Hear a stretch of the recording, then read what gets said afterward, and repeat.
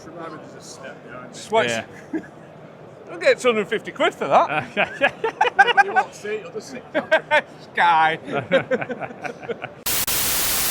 Right, folks, we now find ourselves here on the Claas stand at Agritechnica 2025. As you can imagine, there's lots to talk about, but we're going to try and narrow it down to a few key products. Kicking off with tractor news, because tractor developments, Patrick, you boys are pushing on with tractors, aren't you? I think it's fair to say, James, we're quite busy, aren't we? Just a bit, yeah. So this is Patrick Frawley from Claas UK. Look after large, basically 200 horsepower tractors and above. That's the kitty.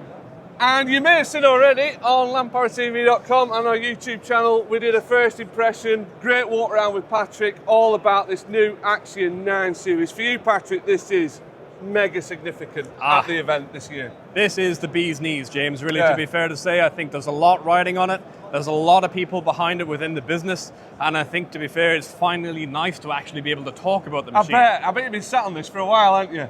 There's been a lot of work gone into it. It's not just been an overnight project, that's for sure. Definitely, yeah. And as people will find out in our, our in-depth walk around and our first impression, driver impression piece, if you've not seen it already, there's a lot of detail in there. But for this, while we're here now, Patrick, maybe just give people a flavour of the new Axion 9. For sure. So you remember, James, when we did the walk around, you remember that there's pretty much not a single part of this machine that we didn't touch. Yeah. Every single component has had a little bit of an adjustment or a major readjustment. But I guess the big highlight, main point really that we're going to see on the machines is that this is a completely new series of tractors. Yeah. So we've replaced the Axion 900, that's the outgoing model, with a completely new Axion 9 series. So ranging from a 9330 as the entry level model, right up to the range topping flagship machine, Axion 9450. Yeah. And you can see the one that we're sitting alongside here is going to be our flagship Axion 9450 TerraTrack as well. Yeah. You expect this one to be a popular one, this one, on the TerraTrack? To be honest, James, the current one is already popular, so there's no reason why we won't do more with this one as well. Well, you better have to, don't you? So the numbers on the bonnet, we've got 450 on there. Is that representing horsepower or rated, max rated? What's it? It is indeed, yep. So it's max horsepower is what you see there. Yeah. So 9 series, and then 450 is the max horsepower of this particular machine. Right. You then might see a 9360, for example. That would be 360 horsepower max as well. Right. Yeah. Engine-wise, you're still sticking with FPT, done a few updates there. We have still an 8.7 litre Cursor 9 from FPT. We've made some little adjustments to cooling, some reversing fan options on there as well. We've had a pretty major look at the transmission. So we've redesigned a lot of the drive controller on the software side of the transmission. She's smooth though. Oh. We found that one out. Silky smooth, James. Yeah. Like butter wouldn't melt. Huh? So you've done the big oily bits, the engine, the transmission, back end. Yeah. What's gone on there? We've introduced some new twin pump systems on there as well, so we can export up to 370 litres per minute of oil. Right. You wouldn't want to burst a pipe with that, would you? No, that's shoving it out, isn't it? And then through those big spills, is it the 3/4 inch ones? Yep. You can do, is it 170 litres per minute? You can 170, yeah. 170 send out there. Brand new cab. New from the ground up, James, Yeah. and I think this is the biggest news on this particular machine. Yeah. Something that us as Claas, our customers, you guys as well, we've been asking for this for a long time, to be fair. And it's been well awaited, to be fair. And it's nice to finally have the, I think, to be fair, in my opinion, of course I would say this, I work for Claas, but I think it's the best cab in the market. She's fairly decent. I mean, from my very short time in the cab, I would say I was pretty straight at home in there. It was good. Loads of legroom as well for me. Phenomenal. Which was good. Yeah, and you're not a short guy. No. And then, everything underneath, all the electronics. Completely new from the ground up. So the whole electric system has been scrapped and redone from the ground up to give us a lot more integration of controls, a lot more control of implements on the back as well, and then future-proofing it for the world of autonomy as well. So if you maybe will try and scoot around to the side, something that we maybe didn't have too much of a look at in the walk-around video was the vehicle control unit. So we can see this little control unit that we can see standing behind these bits here. So we've partnered with Axion, as you'd well know. We have a good share in that company, and this is going to be a level 2 autonomous solution available on Axion 9 and Arion 12. Right. And level 2, what's that mean, Patrick? Yeah, so it's a little bit complex, I guess. So with autonomy, there's a couple of different levels with it. Level 2 is essentially the tractor is fully autonomous. It will do everything by itself, but the redundancy in the system is the driver on the seat. Right. Yeah. So that's kind of like your backup and your eyes and your ears. Exactly. Right. So this is an autonomous tractor minus all of the sensors on the cab, if that makes sense. Right. And why would you want to do that? You know, you got an autonomous tractor. Why would you still want someone in the cab? So it's all about safety. Right. So although the tractor can go out and do the task completely by itself, there's nothing to say that it could drive through a hedge that wasn't there when you planned the machine, Right. for example. So the driver is the redundancy to basically oversee all of the tasks Right. and making sure that it's going right. But the key thing for us is that this level 2 solution is the first step on the road to level 4. So if you follow me over to the innovation lab, you will see Right. that we're already making moves into that segment already. So this is just the first step of many things to come in the world of autonomy. So at level 2 then, you're kind of getting your customers used to it, getting them ready, are you? Yeah, Sort of thing. and I think the key thing as well is it's not just customers, it's also Claas and dealers and everything to go with it. That's of course, yeah. You know, because if you think about the world of autonomy, there's no real manufacturer or dealer that's really selling it in mass volume yet, to be Yeah. fair. So we all have to kind of learn together in terms of what everybody needs from it. So you're looking at this particular cab here, you can see that this is fitted with all of the sensors, Oh, this- LiDAR, radar, camera systems as well, to give you that This full is level your, 4. I'm going to say this is your level 4 stuff, this. The eyes and ears of the tractor, basically. Yeah, Of yeah. what would have been the person in the seat Exactly. at level 2. That's exactly it. Yeah. Right. So this is the one where you don't need the person in the cab. Right. And how far away is this? A hell of a lot closer than what you'd expect. Yeah. A heck Well, of it's a lot. like we discussed before, it's like these tractors are damn near ready to do this anyway, aren't they? Yeah. Especially Yeah. with your new electronics. Yep. It's just the sensory part, isn't it? Yeah. Look, it's difficult to give an exact date, but I would say we'll have this in the market probably before 2030. All right. Yeah. It should be out there. Yep. Roaming the fields of UK Well- and Ireland. Southwest of Ireland and County Cork, huh? That's it. So Right. exciting things to come. Yeah, definitely, yeah. What we'll do then- So, Axions, that's that one. That's ticked off the list. Yeah, definitely. We'll drop down the horsepower range a little bit now, James, and we'll walk across the massive stand that we have and we'll go have a look at the I was Arion gonna say, 6. there's nothing small at Agritechnica, is there? No, definitely not with Claas anyways, And James. you've got plenty on your stand for people to come and have a look at. Hey, we have quite an extensive product range. We cater for all of our customers, you know? That's it. So if we make our way down here, You will see over here the newest addition to the fleet that I think we kept quite secret. I I don't was- think a lot of I people think knew you- about I this think one. you did quite well with this one in terms of keeping it under wraps, literally. Yeah, So this is the new Arion 6. Yep. Replacing 600 series, effectively. yeah, it will do in the future. So if we think about the UK and Ireland, 660 is our most popular model. Yeah. We did over 100 units of that particular model last year. Just that one model. Just the 660. And that's C-Matic only, that one. It's CVT only, that It is a one. C-Matic Yeah. only, yep. Yeah. So this now is a 6190, and for this business year, we'll have a parallel offer. So we'll sell 660s and 6190s at the same time. Right. And then when we get the next business year, 600 C-Matic will be gone and forgotten, and we'll move full into the 6 Into series. this, and Yep. the family will keep growing. Exactly. There we exactly. go. So looking at it now, we've got the new styling on there, the new visor styling, as you guys are calling it. One. It was introduced with the Zerions. Mhm. Apart from this new look, what's changed on the Arions? So we've tried to look a little bit at performance and operator comfort as well. So in terms of the performance, anybody that knows the Claas lineup, our 660 has a boost concept already today. That's right, yeah. And it works quite well, but it comes in steps. It comes in 2 or 3 steps off the top of my head. What we're moving more towards in 6190 is what we're going to be calling dynamic power. Right, Yep. And what I mean by that now is it comes in a smooth curve. right. So rather than having to get to exactly 7 kilometers an hour Yeah. and then you get an increase of 5 horsepower, for example, now from the minute that you start moving and the minute you start to put load on the tractor, it'll start to increase the power with that as well. So you don't have to meet a certain set of criteria to get a bit of boost. It's just what it needs when it needs. That's why we call it basically. dynamic power. There you go. Cool stuff. And what's dynamic power taking it up to, in theory? So the power ranges are still the same. So it's still 185 going up to 205. Right. So the max power in terms of boost and no boost, Yeah. or dynamic power without dynamic power, remains the same as the 660, but it's just the way we introduce it now Right. is what we've changed. Mechanically, have you done anything to her at all?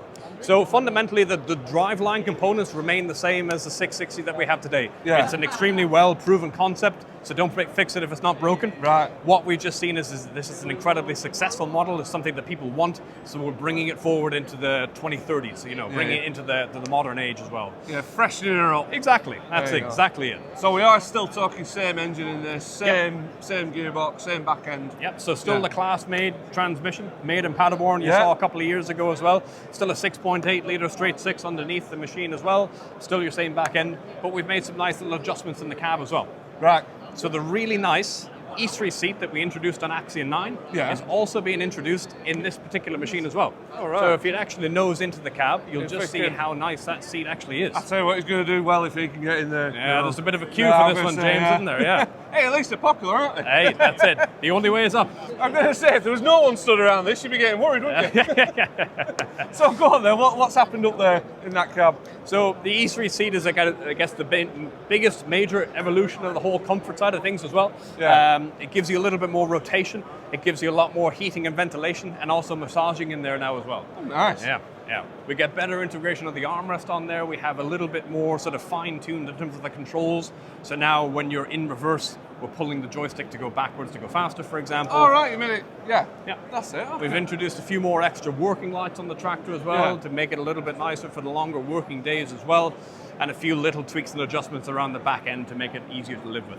Right. Yeah. So really, I suppose with Arions, it's around the user. You're just trying to Yeah. refine that, Exactly. make it easier, make it more comfortable, that sort of thing. We know with the 660 today, it's already an extremely well accepted product. So we don't need to redesign the wheel with that particular machine. So we just focused on little areas to try and get that extra few percent out of the machine and really fine tune it up to that 100% level. There we go. Good stuff.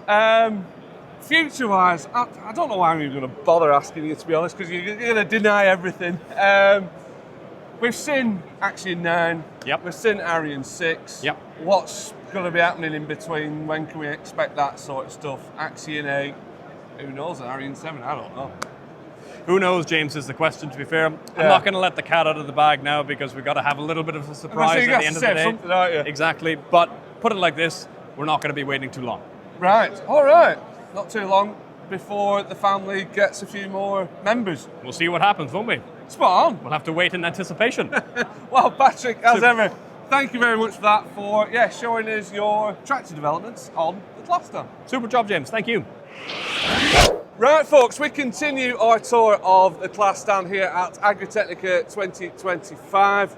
Connor, big year for you, isn't it, this year? Yeah, it is indeed. Everything's big. You've got new Jag Yep. behind us, and in the next 5 or 10 minutes, you've got a brand new big square baler as well. Yep, we do like indeed. properly from the ground up, Yep. as is this. So, Connor, first of all, what do you do at Claas UK? Yeah, so I am the product manager for Jaguar, baler and Greenline at Claas UK. So I look after everything that touches grass and even a bit of straw. So main responsibilities this last while have obviously been for the new Jaguar 1000 series product, which is obviously our new flagship forager. But we can't always forget about our 800 and 900 series, which is our bread and butter, and will continue to be our bread and butter. So That's it. the big thing with the 1000 series is it's an add-on to the top end of the market. So these aren't replacing anything? No, these No. are replacing nothing. Right. So our model range will stay exactly the same as we know it today. We'll have everything from the 840 up to the 990. We'll then have an overlap with the 1000 series with the 1080 and the 1090. Yeah. And then we'll increase above the 1000 horsepower mark with the 1100 and the 1200 to top Right. out at that 1110 horsepower. And now you've got these wide body Jaguars now. Yeah. Will you sort of see how the market goes and maybe start trimming out some of that overlap, or how do you see it playing out? Yeah, look, for the next couple of years, we're going to see it staying exactly the Yeah. same, and we want that because we want our bread and butter customers to be looked after. We will look at it, definitely. We look at the 1080 and the 1090 and see how the sales figures go for that, and just basically give the customers what they want. That's it, yeah. If what they want is the 1000 series, we'll give it. Yeah. If it's not, then we'll keep the 900 series for as long as we possibly can. And if they want a bit more than the 1200, Well, who knows? Who knows? I bet you future-proof this, aren't you? Oh, well, There's more under there, isn't there? You never build something to be outdated whenever it arrives. This thing is built for the future. That's it. It is our range topper, and of course, there's going to be room to grow in the future. Right, well, let's walk around this then. Give us some numbers on this. So you got your 4 models on this. Yep, you got your 1080, 1090, 1100 and 1200, which will come out at your 850, your 925 horsepower, your 1020, and your 1110 horsepower as well. Right, and if we spin round, this is the guts of it, is it? It is, yeah. So this is all the shiny panel work and everything. You can turn around and have a look, and you'll actually see the innards into the machine. So this is what we call the 20% machine. This is a 20%? Yeah, so from front to back? From front to back, everything's 20% bigger. Yeah. So feed roller is 20% wider, chopping cylinder 20% wider,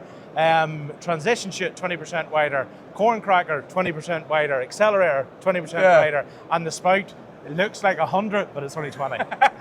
That is a big spout. Like I said before, it's casting a shadow, isn't it? It is a big spout. It's somewhere at, I can wait in trailers now because we're filling them that fast that we have a bit of time to have a rest. These engines then, what are you using for these? MAN. Sticking with MAN? Yep. Still we've had long-term partnerships with MTU and MAN, and those partnerships are going to stay. The big thing for us at Claas is we're not an engine manufacturer. Yeah. And because of that, we want long-standing relationships. And the big thing for us is whenever we buy an engine, we buy the complete package.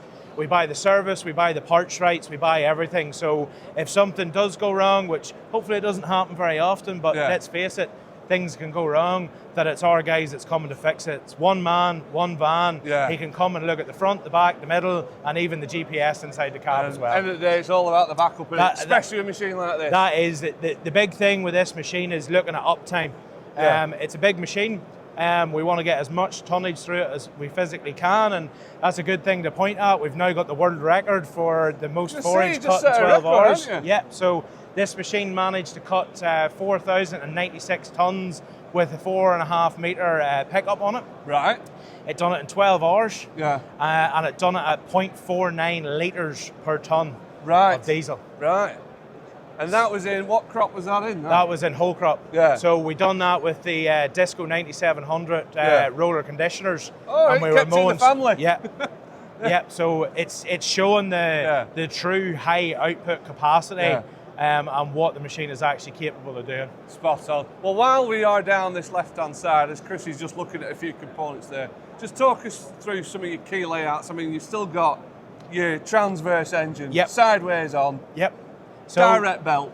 Back from the very first 682, we're staying with the transverse engine layout. Yeah. We started it then, and we've learned that for us is the best way of doing it. Now, what we've had to change is, because we went from the 750mm wide crop flow to the 910, obviously we've had to make things wider. Yeah. But the big thing we didn't want to do was to make the machine wider. So how do you fit it in this? And this is where things get tricky. So if you look at the back here, you'll see we've now got a bigger transfer gearbox. And where we would have had our feeder drive and our front attachment drive driven off the belt, we're now driven that off the transfer gearbox. Oh, you're doing it straight from here? We are indeed. So we've got a split drive transfer gearbox. So if you draw a line at the orange pump, everything to the right is driven all the time. Yeah. Everything to the left is driven whenever the clutch is engaged.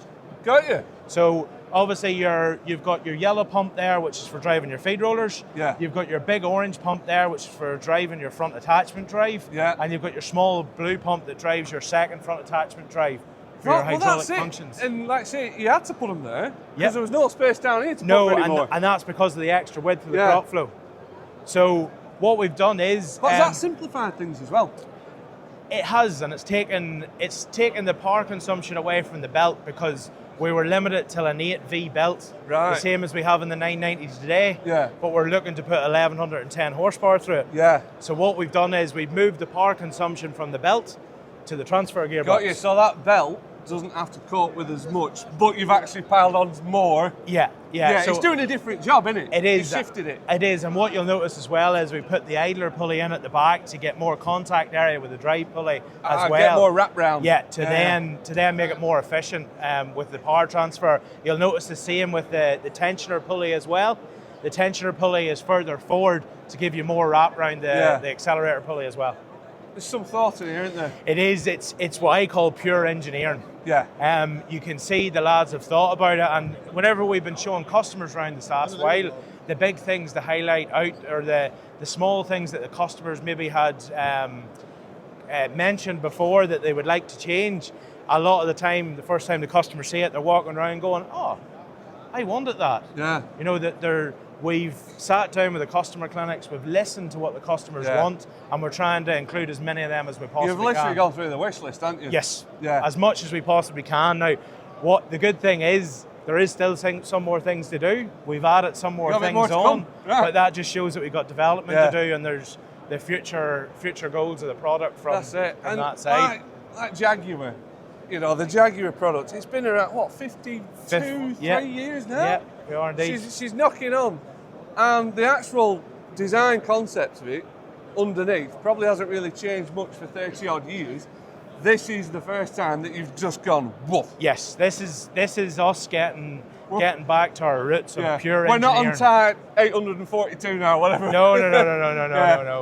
We're clean sheet, where we go? Yeah, we've gone from the 502 type that we know today in the 900 series now to the 507.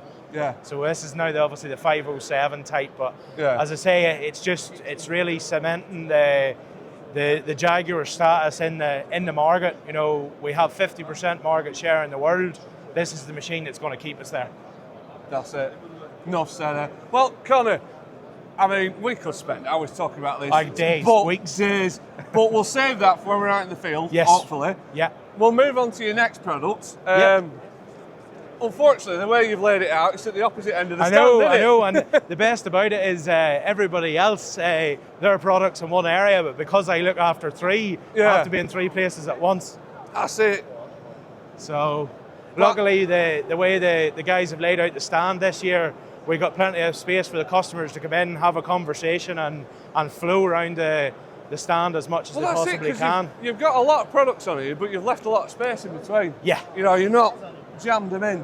And it's the key products as well, and the key updates. Now, secretly, I always want more because I'm greedy. I want all my machines in one place, but I would say I wouldn't be doing my job right if I didn't want that. But you can only bring so many toys out, Connor. I know. And while we're on our way to the big baler, talk us through availability of the Jags.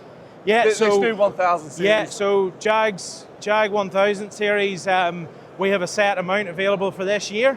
Right. The set amount will cover everything that we need to do in the UK, and there is a little bit of headroom above that. So it is I'll call it a semi-limited production run this year, but for everything that we'll be doing in the UK and Ireland, we have got all the machines that we need. Right. Good stuff. Well, we're here, Connor.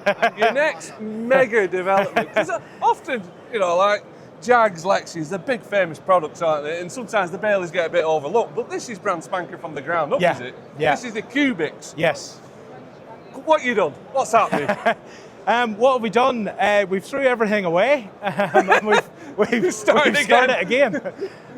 So this is our concept baler for this year at Agritechnica. It's something that we're going to be working on in the next couple of years to get really polished off and bring it to the market. So this is our entry into the high density baling market. Right. But we obviously wanted to do things differently and really sort of set ourselves apart from the rest. So the big thing with the high density that we're doing is driveline. Right. Well then. So we've got a completely innovative driveline now that actually the flywheel is no longer at the front. Where have you put a flywheel? So the flywheel, where can you put a flywheel on a baler? The flywheel's on the side. It's on the side? Yeah. Right. Yeah. And reason? Go on. Reason, it's actually the logic behind it. So whenever you put a flywheel in the gearbox and the baler, it's hard to spread the load out. Yeah. Whereas with this new innovative design, we're able to spread the load through the entire gearbox. Right. So you're not putting the load in one single point. Right. The other big thing as well is low maintenance. Yeah. So you'll actually find it's belt driven. It's belt driven? It's belt driven. Do you know, we see that more and more on a lot of products, because like belt technology's moved on a hell of a lot. Yeah. You're seeing it on the side of forager pickups, forage wagons. It's everywhere now, isn't it? So what we've actually done is we're looking at what we've learned in our other products and we're trying to apply it to our new developments. So like the belt, we've known from looking at the Jaguar what the power band belt is capable of. We're now applying that to Cubix. Right. Say for things like the liner rake. The liner rake has got an oil submerged cam track. We're now putting that in the pickup for the Jaguar 1000 series. So we're sharing the innovations. You're sharing your toys around. Well, yeah, but look, this is the thing. If you get a good idea, you want to share it. You know, there's no point hiding it back. So, well, speaking of good ideas, because it just so happens last night I was having a beer with the engineer of this. Is it Volker? Yeah. Volker. So I was having a good chat with Volker about this, and he was telling me about this. It's like a split drive. Yeah. And when you engage the PTO, you're not firing up the whole baler. No. It's the first flywheel. And then is there another flywheel as well? There is, yeah. So there's one either side. So there's one either side, right? Now, what I would say is, and I'm sure Volker wouldn't forgive me for this, but I think they stole that from the Jaguar as well, because it looks like a main drive pulley. But yeah, no, basically, so you're not starting the full inertia of the baler at one time, they basically got this split start system built into it.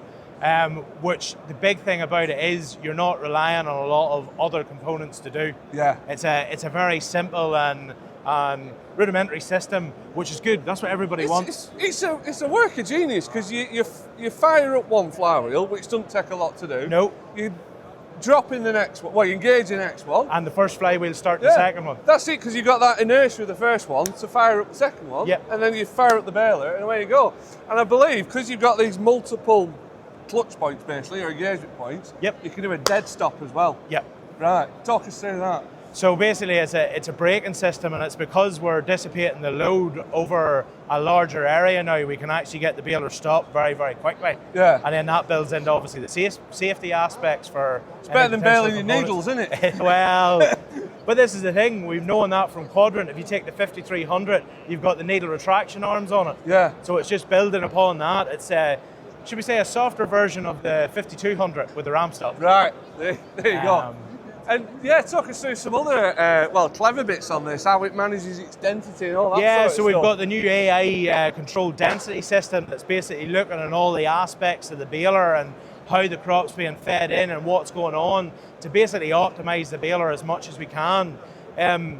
We obviously, everybody loves a good operator in the machine. Yeah. The AI system is there to help that operator and like a driver aid. Yeah, it's a driver aid, and basically to reduce fatigue as much as possible, to keep people comfortable whenever they're doing those long days of work. Yeah. And that system's, as I say, monitoring all the sensors basically to maximise that and maximise the potential of the baler as much as you possibly can. You're spending a fortune on this stuff. You want to get the absolute most out of it. And again, all day. The key thing is uptime. You want to have that baler, forager, whatever it is, going all the time. Yeah. So obviously a few changes in the middle, obviously to the knot system as well. As you know, there's a few differences in there. There's maybe an extra knot in there. Yeah. So we're double knotters now. Than what we usually are. Yeah. But the thing we're keeping the same is it's still that I suppose in old money, the 8 foot by 4 foot by 3 foot baler. So yeah, it's going to be an exciting couple of years. We want to obviously concept at the minute. We have to bring that concept into reality over the next couple of years. But hopefully, if everything goes to plan, we'll get them out of the field and really show what the Cubix is capable of. Yeah, well, we'll meet you there in the field. It'd be good to have a look at this. Really good to have a look. Definitely will. Yeah, Connor, looks like you're busy. You better get back to your Jag, because there's lots of people clambering for your attention and time too. There is, but it's great to see so many people from the UK and Ireland making the trip over and coming to see all the exciting developments. It's a bit of positivity, isn't it? It is. I need that. It is. Everybody needs that bit of a lift up and come and see what's going on. There you go. Come and have a drink and have a chat. We'll definitely want a drink later. Connor, as ever, thank you very much for your time. It's been absolutely spot on. Not a bother, anytime.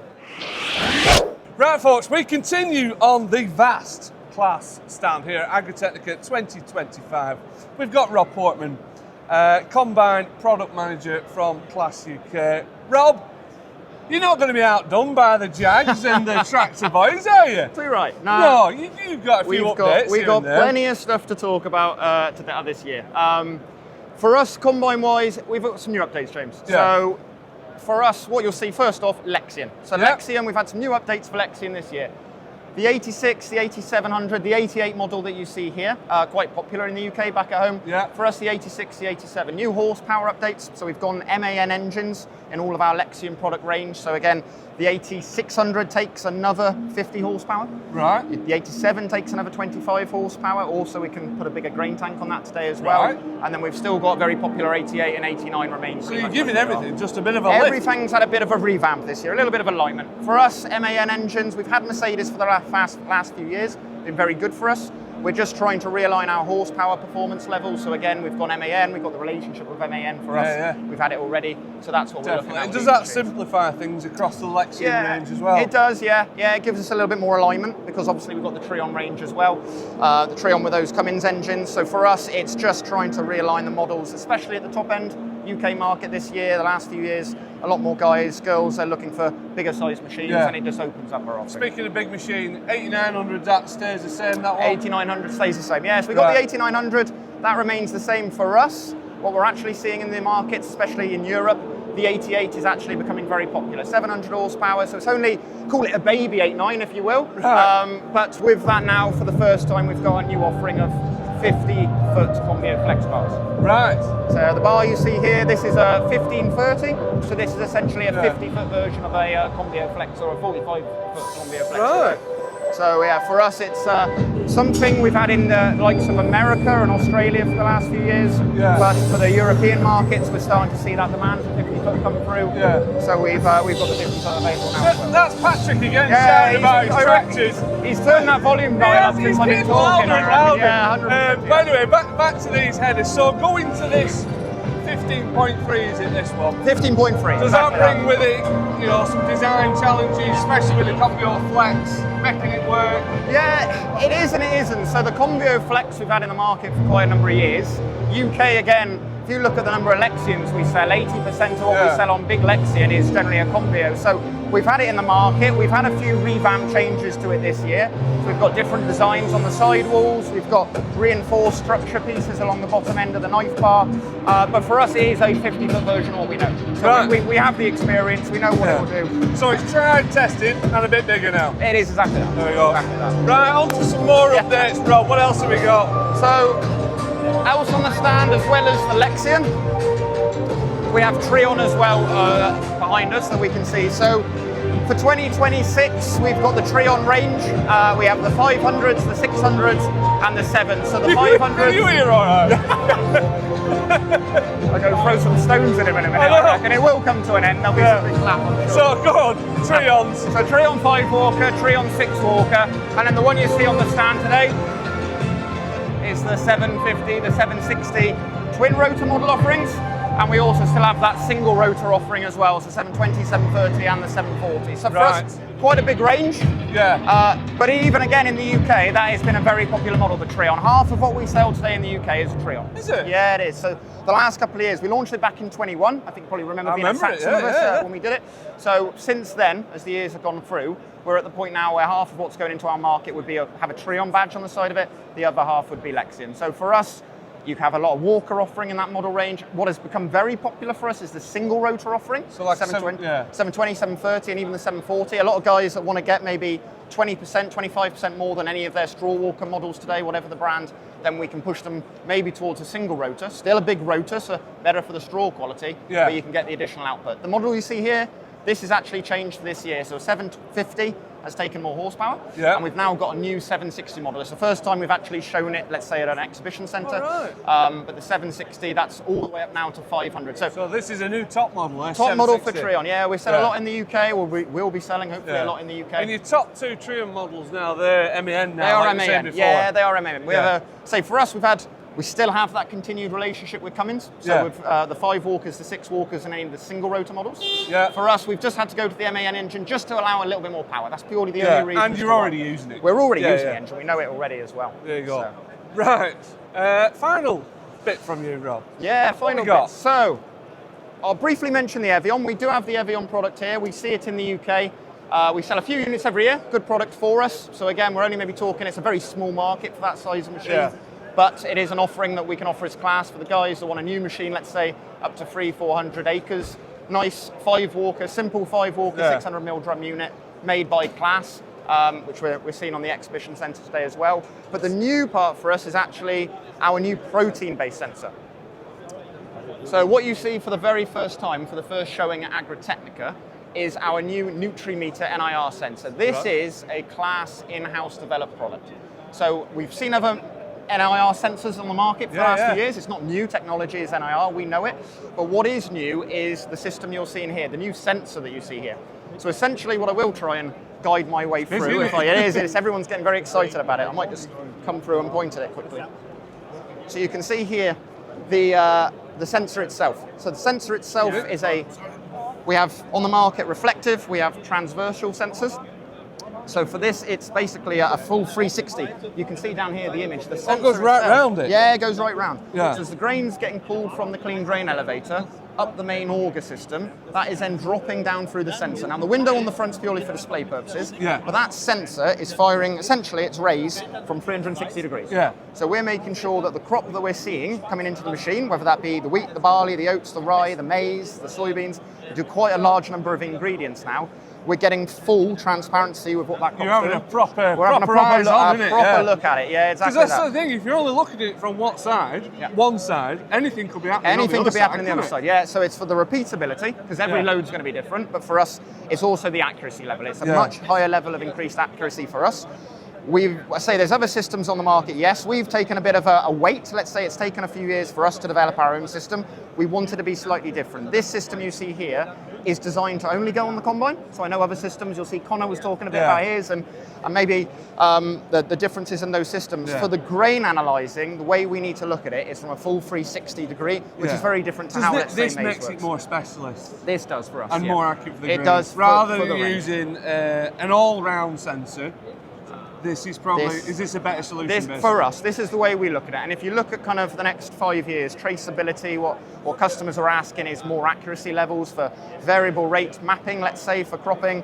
Also, if we're looking at, say, protein levels in crops, if they want to blend in different sides of the shed, what they want to do, yes, of course, we need the accuracy for that too. The moisture reading is a lot more accurate because of it. But really, for us, it's the traceability and the level of accuracy we can hopefully show for the next 10, 15 years. And that's why it's taken us a while, but we are designing our own one. It only goes on the combine.